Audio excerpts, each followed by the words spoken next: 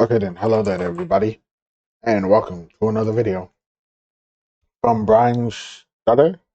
I don't know how to say his name, but bro is a doctor, and basically, bro updates us on injuries that happen during the NBA. And I seen that the Lakers lost. I watched the video on it, and now we're checking this out. Anthony Davis I want to see inadvertently what was hit happened. on the right side of his head on this play by Kevon Boom. Looney, and per Chris Haynes, had to actually be taken off the court back to the locker room in a wheelchair. Welcome back, everybody. I'm Dr. Brian Suter, and my It goal doesn't on this look channel that is to help bad teach you about the medical side of the what we sports see. world. So if this kind of thing interests you, then please consider subscribing to help support the channel. For all of the talk about Anthony Davis being injury prone, he is honestly just more unlucky than anything. This was a play where he catches this inadvertent forearm from Kevon Looney, and the announcers initially thought that he might have been inadvertently poked in the eye. But what it looks like happens here is Kevon Looney's left kind of wrist forearm just strikes Davis right on the right side of his face, around the region of his eye or the orbit. Ooh. Now we'll talk about with our anatomy, what area, what bones are going to be involved there, trying to protect the head. But this did not look like an eye poke. It didn't look like he got scratched in the eye. My concern here would be with some sort of eye or orbital trauma, potentially orbital fracture, but at a minimum, a concussion. Here with Davis walking off the court, visibly distressed, sort of holding his head down. At one point, he kind of just had that classic head in his hands, looking down at the ground, not wanting to open his eyes. These are all concerning features of a possible concussion. We heard on the broadcast per Chris Haynes that Davis actually had to be taken off the court in a wheelchair because it looked like he was having trouble with his balance. And if it is now, you can have difficulty with your balance back because of purely a visual problem, which we'll review also with our anatomy. But of course, dizziness, loss of balance after getting hit in the head is a very concerning sign of a possible concussion. Davis makes a little motion here where he kind of moves his hand side to side as he's talking to the athletic trainer, almost like something with his vision or something is off kilter. And then as Davis looks up here, again, we see that look in the face of just almost being a little bit absent, a classic sign like we'll see with somebody who might have a concussion. I think there's real concern that Davis could miss some time, even if we're just dealing with a concussion. We'll talk about that and the anatomy of this injury, but and first, then you gotta I want to wonder give a shout out how to the sponsor severe of the this concussion video. is. This video is sponsored by Nord, and the forum through struggled with getting their on /BrianMD. You can get an exclusive deal with 4 months free on a 2-year plan. And it's completely risk-free with Nord's 30-day money-back guarantee. Internet security is one of those things that if you don't have it, unfortunately it can be too late if somebody does try to steal your data. So protect yourself at all times while you're on the internet with what in my opinion is the easiest to use and best VPN out there, NordVPN. Looking at our biodigital anatomy tool here, I think the first thing to focus on really acutely for Davis is the possibility of some sort of facial trauma, something like an orbital fracture. This is going to be the right side of the skull over here, and this is right where Kevon Looney's arm struck Davis, just to the right side of that eye. In this region, this bone is called the zygomatic bone. It comes together with the maxilla and then the temporal bone here, and then deep to that, the sphenoid bone. But all of this is going to be part of the orbital socket, the area that the eyeball sits inside within the skull. Now, our eye is recessed like this in part because we need to protect it. And so we have these bones built up around the eye so that if a shot does come in towards the eye, it's absorbed into the skull rather than hitting the eye itself. Now, you can have, of course, a fracture to this bone, which is something that, depending on how severe it is, you can sometimes just wear a mask and be okay. But we also have to worry about the possibility of orbital or eye trauma. Whenever an impact comes into the side of the skull, initially the bone is going to absorb some of the energy, but then it's also going to get transmitted further along into the orbit.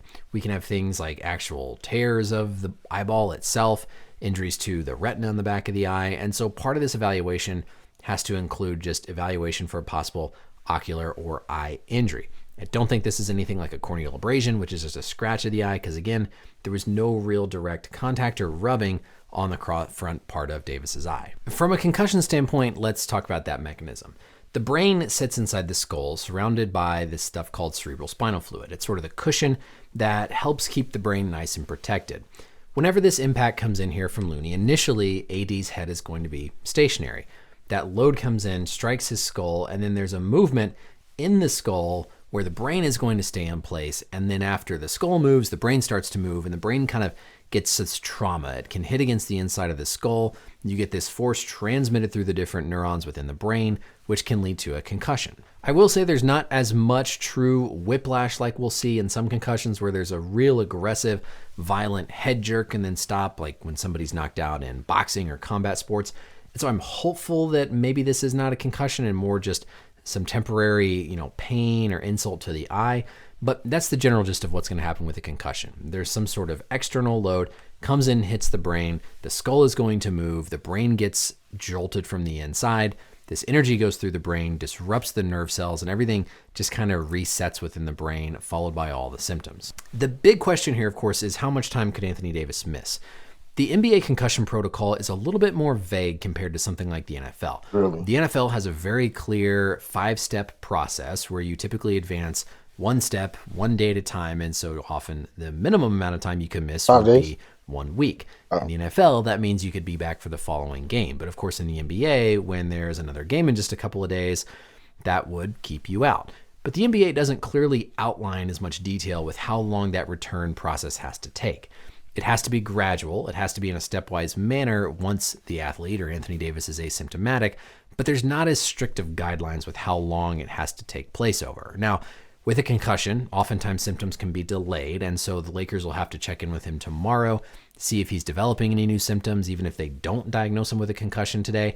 But it sort of enters this little gray area because, again, we might not hear a firm set specific diagnosis. We might just hear head injury, which after what we saw could be as simple as a bruise or a contusion to the bones like we talked about earlier, or something like a concussion. Based on just how Davis looked, how he was feeling, I would be surprised if symptoms resolve quickly enough to where he's able to ramp back up and play in a couple of days, assuming that he is diagnosed with a concussion.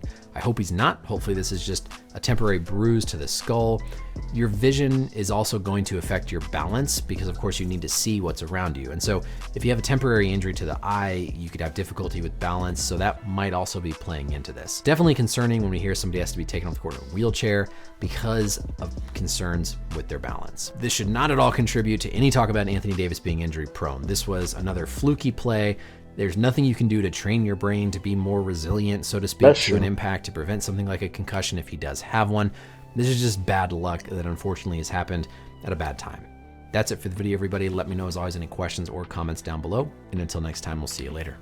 Bye. When I first heard that or seen that, I thought he got a concussion too, but we poke fun at Davis injury all the time, but this kind of injury can happen to anyone.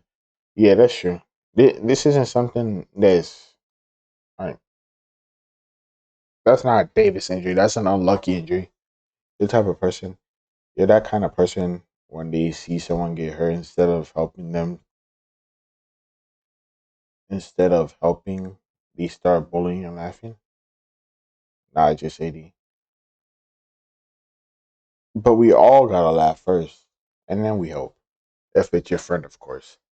Depending on the injury, of course. Depending on the injury, you laugh first, and then you help. But if it's like very, very serious, and you could tell from the get-go, you don't not laugh. You go straight away. But like, subscribe. See you guys later. Hope you have a good day or night, and bye.